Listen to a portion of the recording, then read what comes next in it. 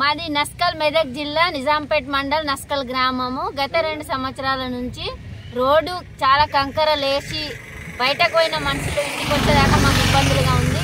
చాలా యాక్సిడెంట్లు జరుగుతున్నాయి, బండ్ల మీద వచ్చి చాలా ప్రమాదాలు జరుగుతున్నాయి, మాకు ఇబ్బందులు అవుతున్నాయి. మా పిల్లలు స్కూల్ పోవాలన్నా బస్సులు పోతలేవు సరిగ్గా. మా పెద్ద మనుషులు ముసలి వాళ్ళని హాస్పిటల్ తీసుకుపోవాలన్నా బస్సులకి సౌకర్యం లేదు. రోడ్డు చాలా ఖరాబ్ అయింది. మాకు తొందరగా రోడ్డు కావాలి. పెద్ద మనుషులు ఎవరైతే ఉన్నారో వాళ్ళు రోడ్డు కాంట్రాక్ట్ వాళ్ళకి చెప్పి మాకు రోడ్డు మంచిగా చేయించాలని కోరుకుంటున్నాం సార్.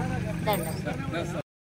మేము మహిళా సంఘాలలో అందరం వచ్చినాం సార్. మీరు ఎక్కడున్నారో పెద్ద మనుషులందరూ మా రోడ్డు మాకు కరెక్ట్ చేసిండ్రి.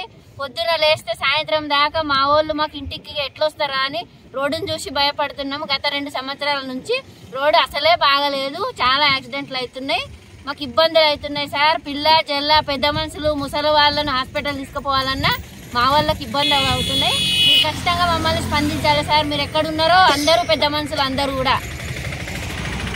నిజాంపేట్ మండల్ నస్కల్ గ్రామము. మాకు నస్కల్ నుండి నిజాంపేట్ రావడానికి రోడ్డు చాలా ప్రమాదకరంగా ఉంది.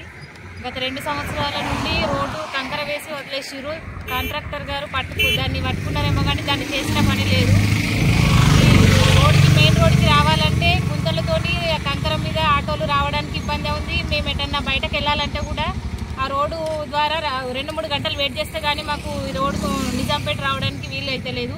ఒకవేళ వచ్చినా కూడా రోడ్డు మీద ఎట్లొస్తామో ఇంటికి ఏరుతామా లేదా అనే భయంతో రావడం జరుగుతుంది. కాబట్టి కాంట్రాక్టర్ గారు ఎవరు ఈ రోడ్డుని పట్టుకున్నారో వాళ్ళు కొంచెం తొందరగా చేయిస్తే బాగుంటుంది. ఎవరికైనా ఆపద జరిగినా కూడా హాస్పిటల్కి వెళ్ళాలంటే కూడా ఈ రోడ్డు ద్వారా వెళ్ళలేకపోతున్నారు. కాబట్టి ఎమ్మెల్యే గారు ఎక్కడున్నారో మాకు ఈ రోడ్డు కొంచెం తొందరగా బాగు చేయిస్తారని కోరుకుంటున్నాము. ఈ రోజుకి 6 రోజులు అవుతుంది, ఇప్పటి వరకు కూడా ఎవరు స్పందిస్తలేరు. ఇంకా కూడా సమ్మె చేయడానికి ఊరు వాళ్ళందరూ రెడీగా ఉన్నారు. మహిళా సంఘాల తరఫున కూడా అందరూ రావడానికి సిద్ధంగా ఉన్నారు. కొంచెం తొందరగా ప్రయత్నం చేసి రోడ్డు బాగు చేయగలరని ఎమ్మెల్యే గారిని కోరుకుంటున్నాము.